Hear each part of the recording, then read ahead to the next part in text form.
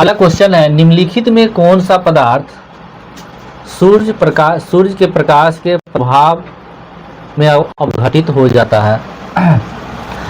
KCl, HCl, NaCl, AgBr, silver bromide.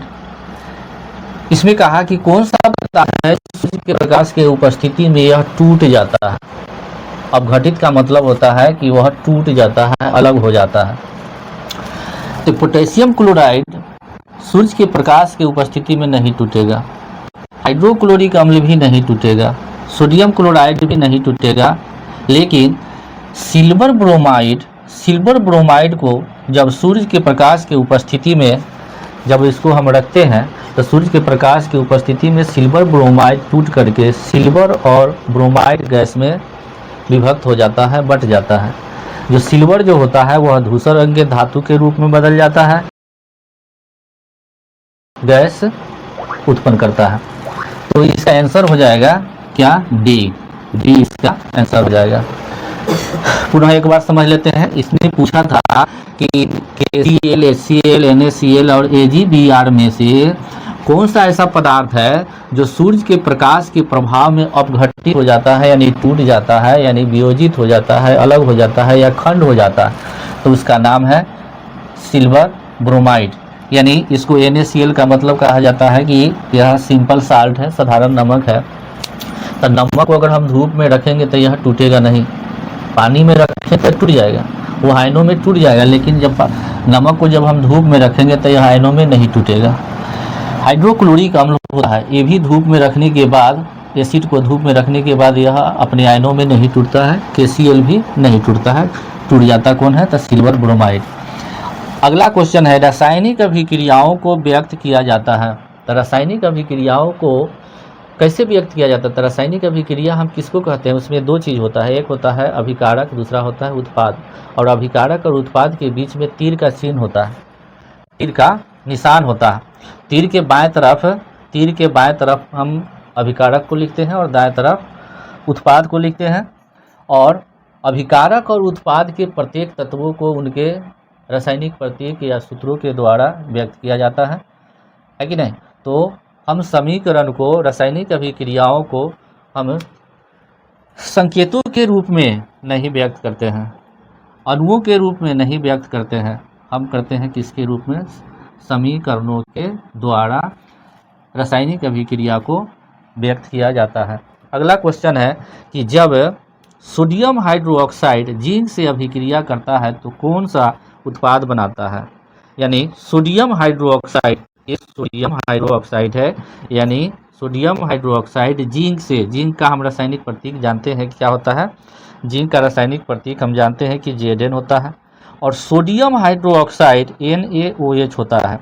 यानी अब कहता है कि जिंक और सोडियम हाइड्रोक्साइड आपस में अभिक्रिया करके कौन सा उत्पाद बनाता है, माने प्रोडक्ट क्या बनाता है, कौन सा प्रोडक्ट बनाता है? तो ये सोडियम हाइड्रोक्साइड एक प्रकार का क्या है? क्षारक है, बेसिस है। ये क्षारक है या क्षार है, क्षारक है। और ये जिंक क्या है? धातु है, ये धातु है, जिंक धातु है। और क्षार या क्षारक धातु से अभिक्रिया करके क्या बनाता है? तो वह हाइड्रोजन गैस मुक्त करता है, फ्री करता है, और वह क्या बना लेता है? लवण बना लेता है। क्या बना लेता है? लवण बनाता है। यहाँ पर देखिए कि जिंक जो है सोडियम हाइड्रोक्साइड के साथ अभिक्रिया करके क्या बनाया? तो सोडियम जिंकेट बनाया और हाइड्रोजन गैस बनाता है, मुक्त करता है। तो इसमें सोडियम जिंकेट में Na2 ZnO2 में ये ZnO2 जिंकेट है, ZnO2 जिंकेट है, जिसका संयोजकता कितना होता है? 2 होता है कि नहीं? हम ऐसे भी अगर सूत्र लिखना जानते हैं कि जैसे मान लिया कि सोडियम और जिंकेट को मिलाएंगे, Na से सोडियम और जिंकेट ZnO2, तो इसका बैलेंसी 1 होता है, इसका बैलेंसी 2 होता है। तो इसका वाला बैलेंसी इस पर चला जाएगा, इसका वाला बैलेंसी इस पर चला जाएगा, यानी अपने संयोजकता का अदला बदली करके ये Na2 ZnO2 बनाता है। तो इसको हम बोलते हैं सोडियम जिंकेट है ये। यानी कहने का मतलब कोई धातु क्षार या क्षारक से अभिक्रिया करके लवण बनाता है और हाइड्रोजन गैस मुक्त करता है, फ्री करता है। अगला क्वेश्चन, कौन सा उत्पाद लेड नाइट्रेट को गर्म करने पर प्राप्त होता है? यानी कौन सा उत्पाद लेड नाइट्रेट को गर्म करने पर प्राप्त होता है? तो लेड नाइट्रेट किसको कहते हैं? तो PbNO3 ट्वाइस को लेड नाइट्रेट कहा जाता है। जब गर्म किया जाता है तो वह गर्म करने के बाद लेड ऑक्साइड, नाइट्रोजन डाइऑक्साइड और ऑक्सीजन गैस बनाता है। यानी लेड ऑक्साइड जो होता है वह पीले रंग का होता है और नाइट्रोजन डाइऑक्साइड जो होता है वह भूरे रंग का होता है और ऑक्सीजन गैस जो होता है वह रंगहीन होता है, रंगहीन गैस। तो हमसे पूछा था कि लेड नाइट्रेट को गर्म करने पर कौन सा उत्पाद बनेगा? तो यही हमारा उत्पाद क्या है? उत्पाद हमारा PbO प्लस NO2 और O2 बना। तो इसका आंसर क्या हो जाएगा? इसका आंसर हो जाएगा हमको ये डी ऑप्शन सही है। NO2 नाइट्रोजन डाइऑक्साइड और ऑक्सीजन गैस बनेगा। उसके बाद अंतिम प्रश्न है, 17वां प्रश्न है कि समीकरण CaCO3 arrow CaO plus CO2 किस प्रकार का समीकरण है? हम इसको ऑप्शन दिया है वियोजन, संयोजन, उभयगामी और प्रतिस्थापन। हम एक बात जानते हैं कि जब कोई पदार्थ टूटकर दो या दो से अधिक पदार्थों में विभक्त हो जाता है, बंट जाता है, तो उसे हम क्या बोलते हैं? उसको वियोजन या अपघटन, डिकम्पोजिशन रिएक्शन उसको कहते हैं। तो यहाँ पर कैल्शियम कार्बोनेट है, कैल्शियम कार्बोनेट को हम संगमरमर कहते हैं। तो ये कैल्शियम कार्बोनेट को गर्म करने के बाद यह क्या हो गया? कैल्शियम ऑक्साइड और कार्बन डाइऑक्साइड में विभक्त हो गया है, यानी दो पदार्थों में यह बंट गया। यानी पहले यह एक पदार्थ था कैल्शियम कार्बोनेट, और जब इसको हीट किया गया तो दो पदार्थों में विभक्त हो गया, दो पदार्थों में बंट गया। तो इस प्रकार हम इसको क्या आंसर देंगे कि यह वियोजन अभिक्रिया है, डिकम्पोजिशन रिएक्शन है। इसमें डिकम्पोजिशन रिएक्शन में कोई एक पदार्थ टूट करके दो या दो से अधिक पदार्थ बनाते हैं, उसी को हम वियोजन या अपघटन अभिक्रिया कहते हैं। तो चलिए आगे फिर हम इसमें शेष क्वेश्चन पर चर्चा करते हैं।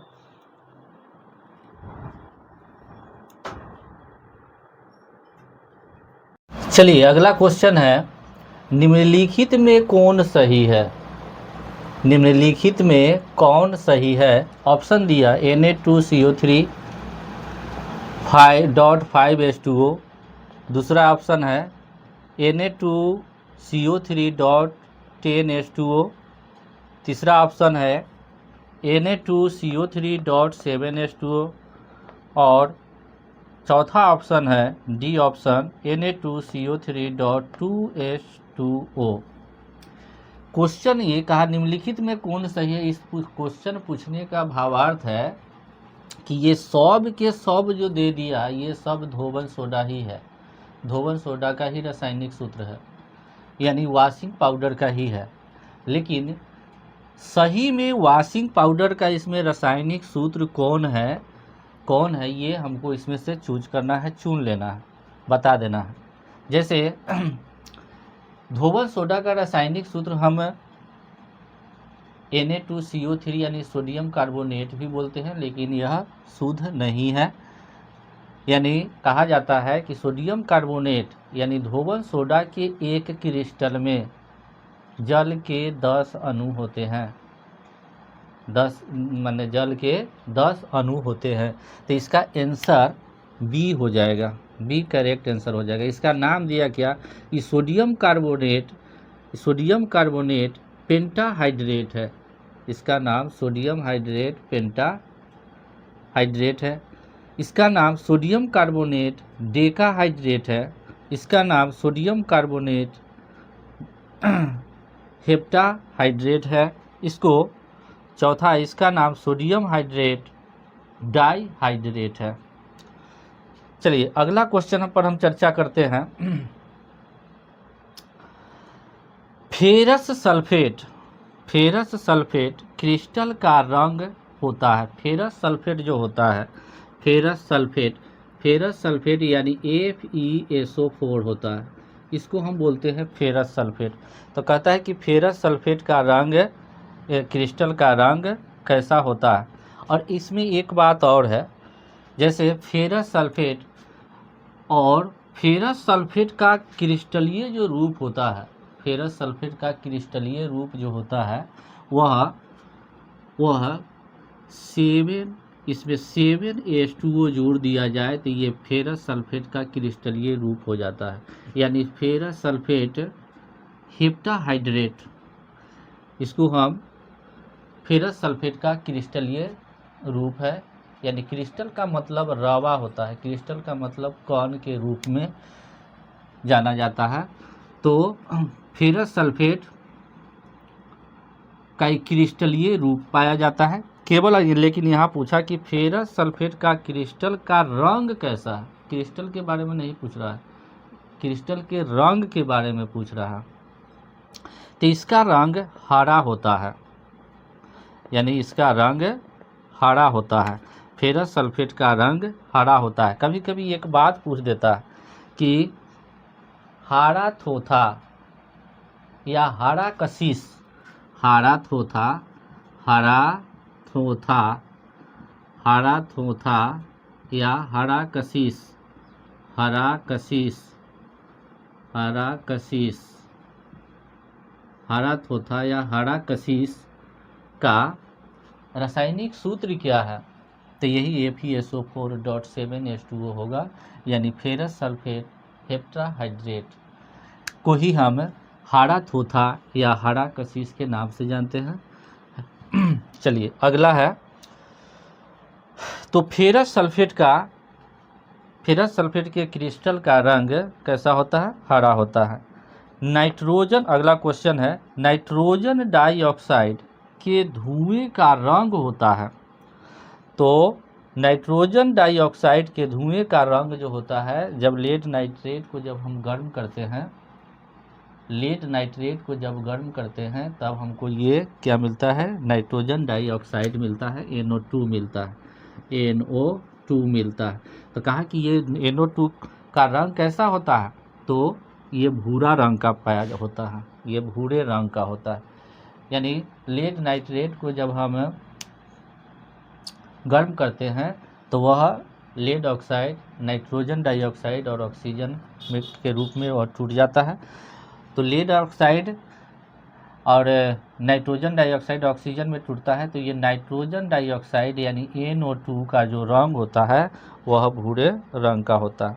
अगला क्वेश्चन है कि साग सब्जियों का विघटित होकर कंपोस्ट बनना किस अभिक्रिया का उदाहरण है। यानी साग सब्जियां को जब हम डस्टबिन में डाल देते हैं तो वह विघटित हो जाता है। विघटित का मतलब, विघटन का मतलब होता है सड़ना गलना।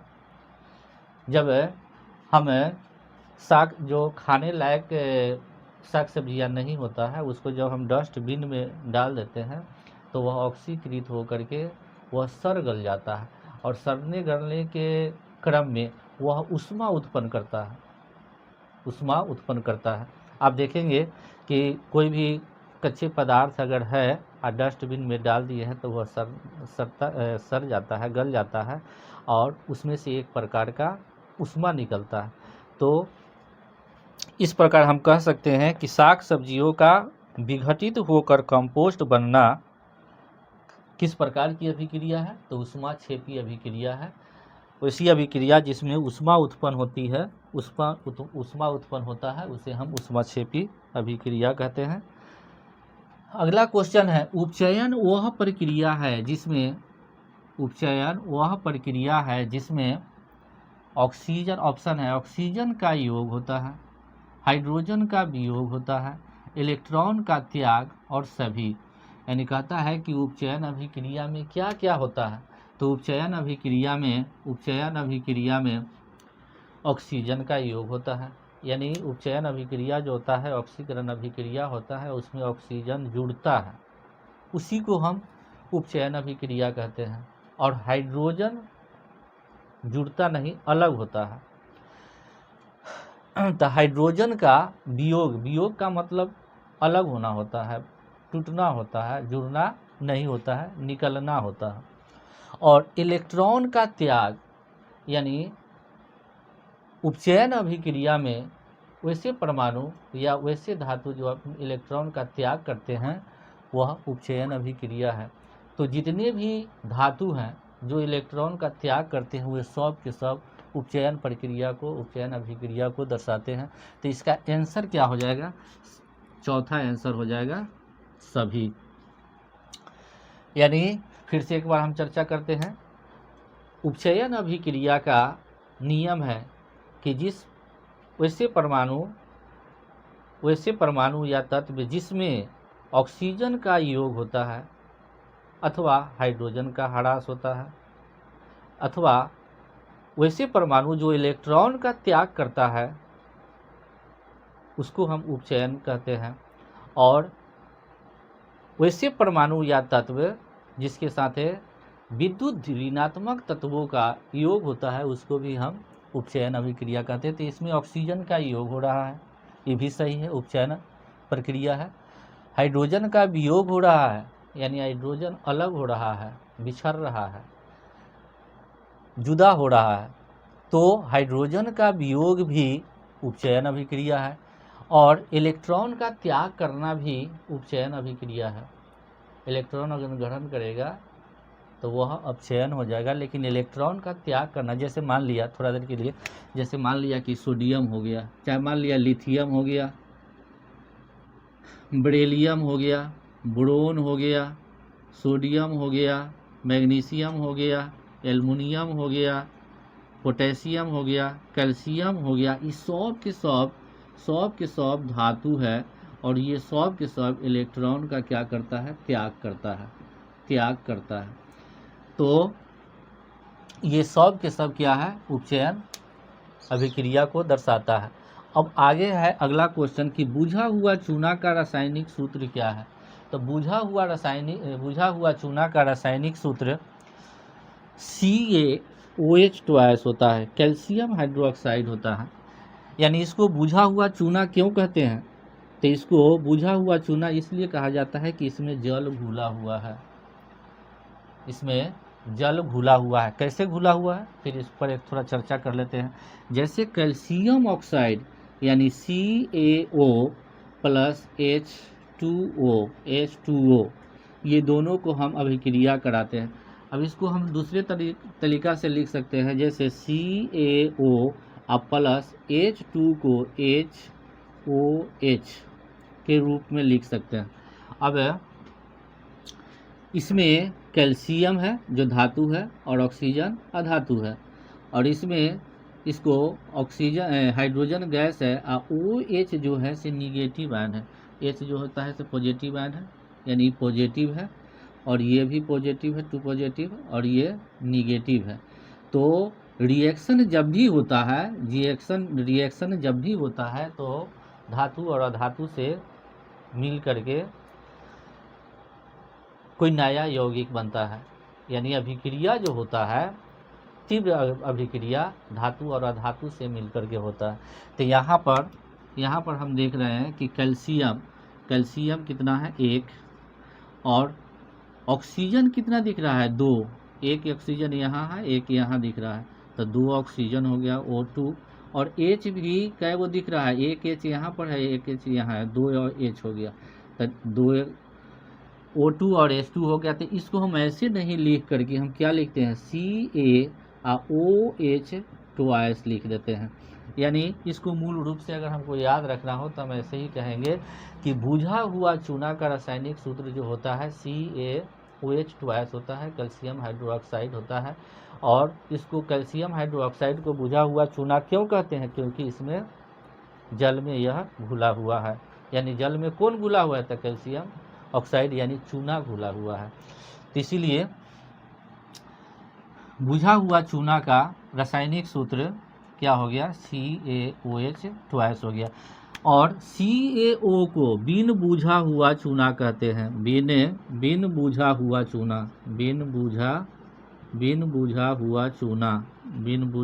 चूना कहते हैं इसको, या इसको हम कली चूना के भी नाम से जानते हैं, या कैल्शियम ऑक्साइड के भी नाम से जानते हैं। इसको बोलते हैं कैल्शियम कार्बोनेट, यानी संगमरमर है और ये कैल्शियम धातु है कि नहीं। तो हमसे पूछा था बिना बुझा हुआ चूना का रासायनिक सूत्र क्या है, तो CaOH2 यानी कैल्शियम हाइड्रोक्साइड होता है। अब हम आगे बात करते हैं।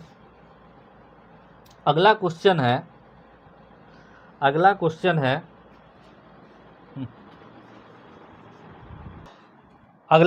है कि एक जांच परख नली में लिए गए विलयन में एक लोहे की कील को डुबाया गया। आधे घंटे के बाद यह देखा गया कि विलयन का रंग परिवर्तित हो चुका है। उस जांच परख नली में विलयन था। उस जांच परख नली में कौन सा विलयन था? क्वेश्चन है कि एक परख नली में लिए गए विलयन में एक लोहे की कील, मान लिया कि Fe ले लिए, लोहे की कील Fe है, और Fe को यानी लोहे की कील को एक विलयन में डुबाया गया है। आधे घंटे के बाद यह देखा गया कि विलयन का रंग परिवर्तित हो चुका है। तो उस जांच परख नली में विलयन था। उस जांच परख नली में कौन सा विलयन था? जिंक सल्फेट था, कॉपर सल्फेट था, आयरन सल्फेट था या एल्युमिनियम ट्राई सल्फेट था?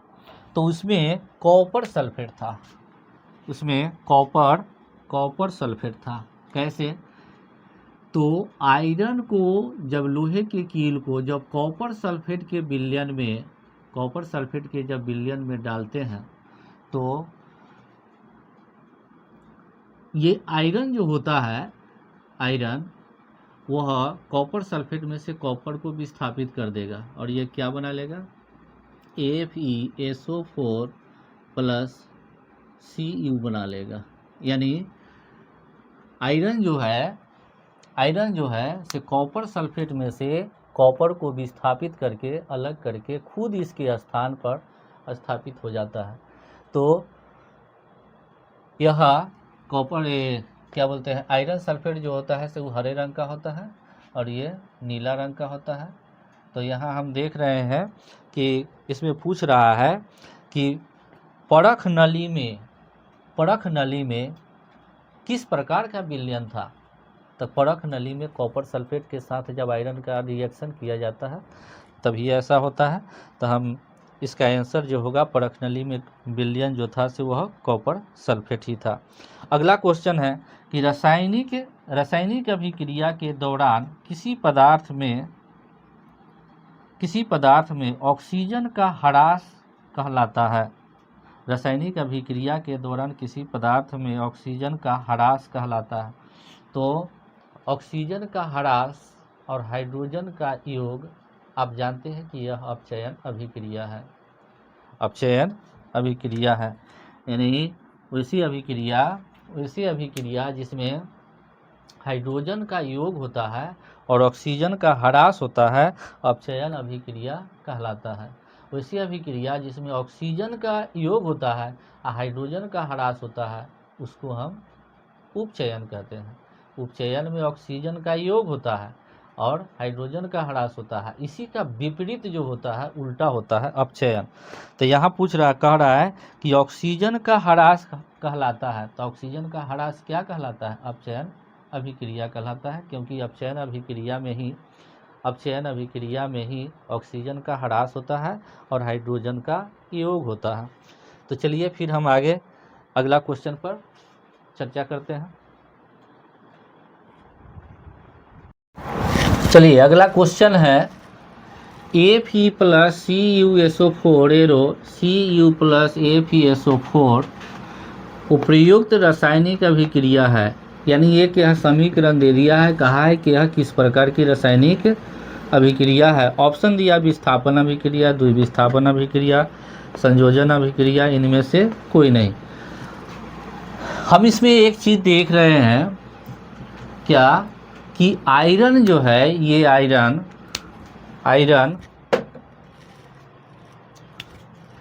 आयरन जो है से कॉपर सल्फेट में से कॉपर को विस्थापित कर रहा है।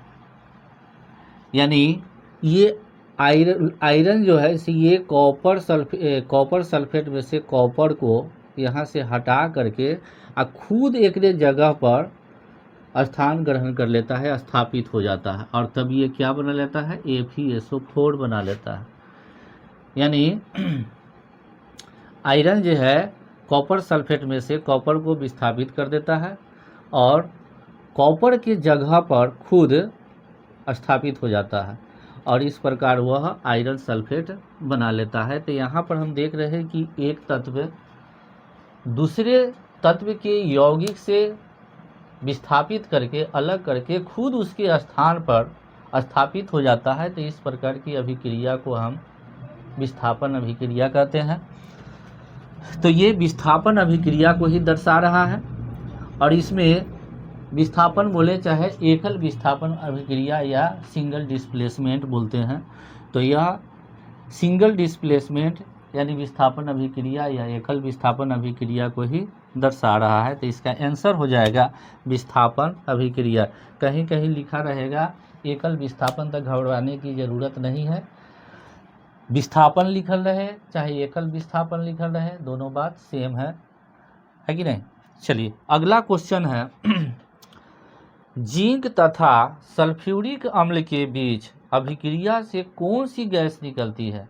तो जिंक और सल्फ्यूरिक अम्ल, तो Zn से जिंक हो गया, जिंक और सल्फ्यूरिक अम्ल H2SO4 होता है, H2SO4।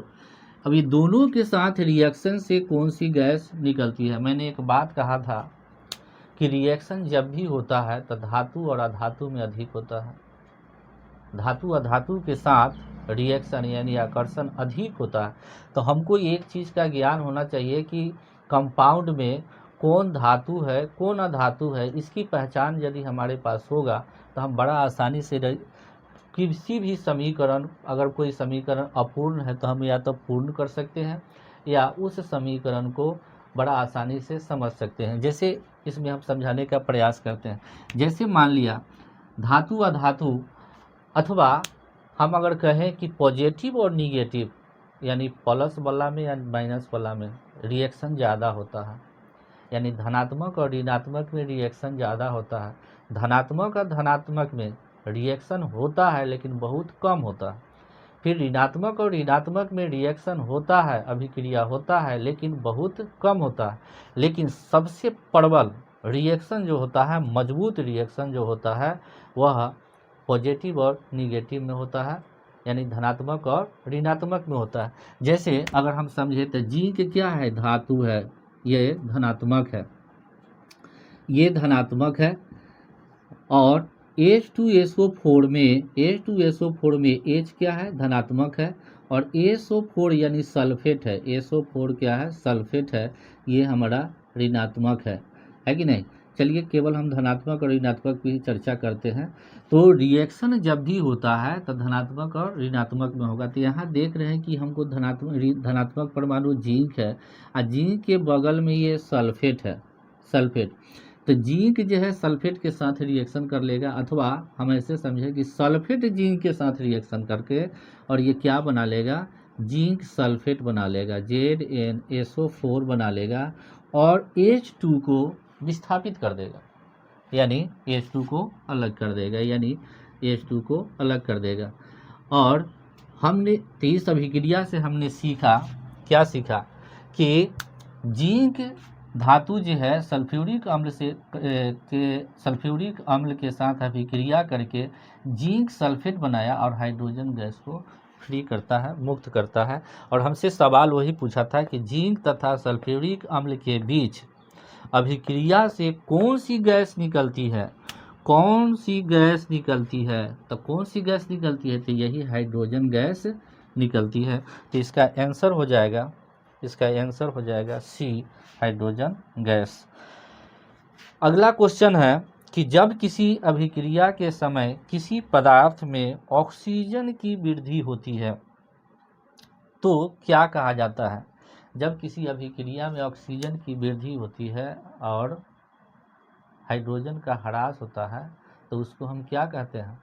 हम पढ़े थे उपचयन अभिक्रिया के बारे में कि जिसमें ऑक्सीजन के ऑक्सीजन का संयोग योग होता है, योग का मतलब वृद्धि होता है, और हाइड्रोजन का ह्रास का मतलब कमी होता है। तो जब ऑक्सीजन का वृद्धि होगा यानी योग होगा तो हम उसको उपचयन कहते हैं, अब उपचयन अभिक्रिया कहते हैं, ऑक्सीकरण अभिक्रिया कहते हैं, ऑक्सीडेशन रिएक्शन कहते हैं, ऑक्सीडेशन रिएक्शन कहते हैं। और यहाँ हमसे वही सवाल पूछा कि जब किसी अभिक्रिया के समय किसी पदार्थ में ऑक्सीजन की वृद्धि होती है तो क्या कहा जाता है। तो ऑक्सीजन की जब वृद्धि होगा तो उसको हम क्या कहेंगे, ऑक्सीजन की वृद्धि होगा तो उसको हम उपचयन अभिक्रिया कहेंगे। यानी ऑक्सीजन की वृद्धि और हाइड्रोजन का कमी उपचयन अभिक्रिया को दर्शाता है। अपचयन का मतलब होता है कि हाइड्रोजन की योग होता है, यानी हाइड्रोजन का वृद्धि होता है और ऑक्सीजन का कमी होता है, तो उसको हम क्या कहते हैं, अपचयन कहते हैं। और संक्षारण का मतलब जंग के बारे में आप पढ़े ही हैं। चलिए आगे अगला क्वेश्चन है कि रासायनिक अभिक्रिया में भाग लेने वाले पदार्थ को क्या कहा जाता है। तो रासायनिक अभिक्रिया में भाग लेने वाले पदार्थ को अभिकर्मक कहते हैं, अभिकारक कहते हैं, प्रतिकारक कहते हैं, उसको रिएक्टेंट के नाम से भी जाना जाता है। तो इसका आंसर हो जाएगा अभिकारक। उत्पाद का भी हम जानते हैं, उत्पाद की रासायनिक अभिक्रिया के फलस्वरूप बनने वाले पदार्थ को उत्पाद कहते हैं। तो ये हमसे पूछा है सवाल कि रासायनिक अभिक्रिया में भाग लेने वाले पदार्थ को क्या कहा जाता है, तो अभिकारक कहते हैं। अगला क्वेश्चन है कि समीकरण 2H2 + O2 एरो 2H2O है एक, मानी ये जो समीकरण है से किस प्रकार का समीकरण है। ऑप्शन दिया संयोजन अभिक्रिया, वियोजन अभिक्रिया, अवक्षेपण अभिक्रिया, उदासीनीकरण अभिक्रिया। तो हम देख रहे हैं क्या कि यहाँ पर हाइड्रोजन के साथ ऑक्सीजन का योग करके H2O बना रहा है, यानी हाइड्रोजन के साथ ऑक्सीजन का योग हो रहा है, योग के फलस्वरूप यह H2O बनाया, यानी इस प्रकार हम कहेंगे कि इसमें संयोजन अभिक्रिया हुआ है, यानी हाइड्रोजन के साथ ऑक्सीजन का योग हो गया। योग का मतलब वृद्धि हुआ, ऑक्सीजन हाइड्रोजन के साथ ऑक्सीजन के साथ हाइड्रोजन और ऑक्सीजन के साथ रिएक्शन हुआ, अर्थात रिएक्शन करके वह H2O बना लिया। तो इस प्रकार हम कहेंगे क्या कि यह संयोजन अभिक्रिया है, यह संयोजन अभिक्रिया है। यह जो समीकरण दिया गया है से संयोजन अभिक्रिया का एक उदाहरण। संयोजन अभिक्रिया में कोई पदार्थ आपस में मिल करके बन जाता है।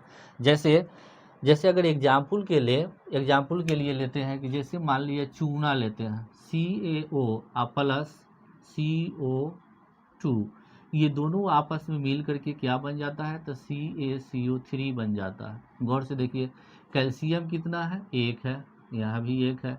कार्बन कितना है, 1, यहाँ भी कार्बन 1, और ऑक्सीजन 2 और ये 1, 3 ऑक्सीजन। यानी इस प्रकार से हम कहें कि ये भी संयोजन अभिक्रिया का उदाहरण है। लेकिन जब इसी को हम उलट देंगे, यानी कहने का मतलब कि कैल्शियम कार्बोनेट को CaCO3 को जब हम हीट करेंगे, गर्म करेंगे, तो फिर हमको उत्पाद के रूप में क्या मिलेगा, तो calcium oxide CaO plus CO2। अब ये जो रिएक्शन बना, ये जो रिएक्शन दिख रहा है कि एक पदार्थ टूट करके एक से अधिक यानी 2 या 2 से अधिक पदार्थों में अगर विभाजित हो जाता है, बंट जाता है, विभक्त हो जाता है, डिवाइड हो जाता है, तो उस अभिक्रिया को हम वियोजन या अपघटन या डीकम्पोजिशन रिएक्शन के नाम से जानते हैं। तो ये वियोजन अभिक्रिया का उदाहरण है। अब अगला क्वेश्चन कि निम्न में से कौन विस्थापन अभिक्रिया का उदाहरण है। विस्थापन के बारे में हम पहले ही जान चुके हैं। विस्थापन किसको कहते हैं, जब कोई परमाणु या तत्व दूसरे तत्व या परमाणु के यौगिक से विस्थापित करके खुद उसके स्थान पर स्थापित हो जाता है, दूसरे तत्व के स्थान पर खुद स्थापित हो जाता है। तो इस प्रकार के रिएक्शन को, इस प्रकार की अभिक्रिया को हम विस्थापन अभिक्रिया कहते हैं। इसको समझने के लिए हम इस रिएक्शन को पुनः देखिए। जैसे हम देखें कि ये आयरन था, लोहा था, यहाँ पर कॉपर सल्फेट था, तो ये आयरन जो था से कॉपर सल्फेट में से कॉपर को क्या कर दिया, विस्थापित कर दिया। आई कॉपर के जगह पर आयरन स्थापित होकर के आयरन सल्फेट बना लिया। क्या बना लिया, आयरन सल्फेट बना लिया। तो इसको हम कहते हैं विस्थापन अभिक्रिया। विस्थापन अभिक्रिया। तो इसमें से हमको चेक करना है कि इस प्रकार के रिएक्शन किस इक्वेशन में है, किस समीकरण में दिख रहा है। अब देख लीजिए, कैल्शियम कार्बोनेट यानी संगमरमर टूट करके कैल्शियम ऑक्साइड या कार्बन डाइऑक्साइड में विभक्त हो गया। ये देखने के बाद पता चलता है कि जब एक पदार्थ टूट करके दो या दो से अधिक पदार्थों में विभक्त हो जाता है, बंट जाता है, तो उसको हम वियोजन अभिक्रिया कहते हैं। तो ये वियोजन अभिक्रिया है, इसको वियोजन कहेंगे। वियोजन, वियोजन अभिक्रिया या अपघटन अभिक्रिया, वियोजन या अपघटन अभिक्रिया कहेंगे। हमसे क्या पूछा था, विस्थापन अभिक्रिया को इसमें चेक करना। अब यहाँ भी देख रहे हैं कि कैल्शियम ऑक्साइड और जल यानी बिन बुझा हुआ चूना और जल आपस में अभिक्रिया करके क्या बना लिया, तो वह कैल्शियम हाइड्रोक्साइड यानी बुझा हुआ चूना बन जाता है। तो ये दोनों मिल करके आपस में मिल करके बना है, इसलिए इसको हम कहेंगे संयोजन अभिक्रिया। ये आपस में दोनों मिल करके बना है, तो इसको हम कहेंगे संयोजन अभिक्रिया है। यह संयोजन अभिक्रिया का उदाहरण है। चलिए तीसरा ऑप्शन को देखते हैं।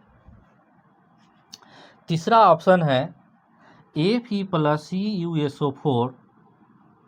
तो इसमें हम देख रहे हैं कि Fe जो है, Fe CuSO4 में से Cu को विस्थापित कर रहा है, माने इसको विस्थापित करके अलग माने हटा दिया, अलग कर देता है।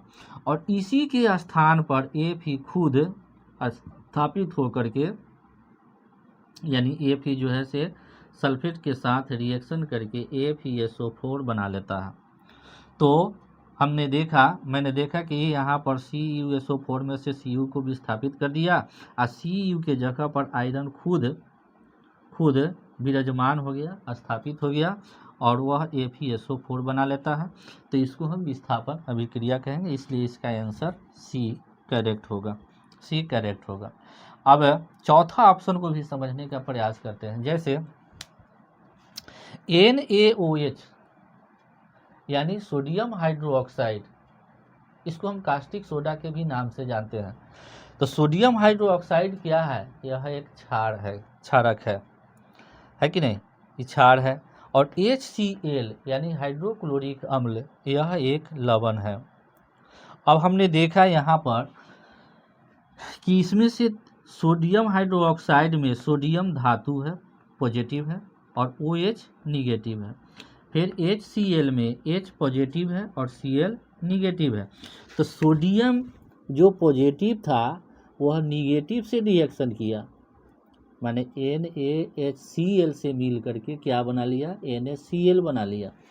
अच्छा, H जो था से OH से रिएक्शन करके H2O बना लिया। H जो है से OH से रिएक्शन करके, H का मतलब H OH, तो कितना H हो गया, एक दो H और O, ये जल बना लेता। तो हमने यहाँ पर देखा कि इसमें द्विविस्थापन अभिक्रिया हुआ। ये दोनों जो कंपाउंड था वह अपने आयनों का अदला बदली करके ये उत्पाद बनाया था। तो द्विविस्थापन अभिक्रिया इसको हम कह सकते हैं। लेकिन एक बात और है कि जब द्विविस्थापन अभिक्रिया में क्षार और अम्ल मिल करके लवण और जल बनाता है, तो उसको हम क्या कहते हैं, उस अभिक्रिया को हम उदासीनीकरण अभिक्रिया के नाम से भी जानते हैं। जब अम्ल और क्षार आपस में अभिक्रिया करके लवण बनाता है तो उसको हम लवण और जल बनाता है, तो उसको हम उदासीनीकरण अभिक्रिया के भी नाम से जानते हैं। उदासीनीकरण अभिक्रिया भी इसको कहेंगे। तो ऑप्शन के आधार पर हम बारी से सारे ऑप्शन को देखेंगे, समझेंगे और तब इसका आंसर देंगे। मैंने इस क्लास में, मैंने इस चैप्टर में जितना बुक में जो ऑब्जेक्टिव बहुविकल्पीय जो प्रश्न था उसको टच किया है, लगभग समाप्त हो गया है। आप इसको बार बार समझने का प्रयास कीजिए, रटना नहीं है, क्योंकि रट लेने के बाद आपको आज याद हो जाएगा, फिर कल है आप भूल जाएंगे। तो इसको समझने का प्रयास कीजिए, जब समझ जाएंगे तो यह लंबे समय तक याद रहेगा, इसलिए समझने का प्रयास कीजिए। तो हम आगे फिर अगला क्वेश्चन लेकर के आते रहे हैं, तब तक के लिए धन्यवाद।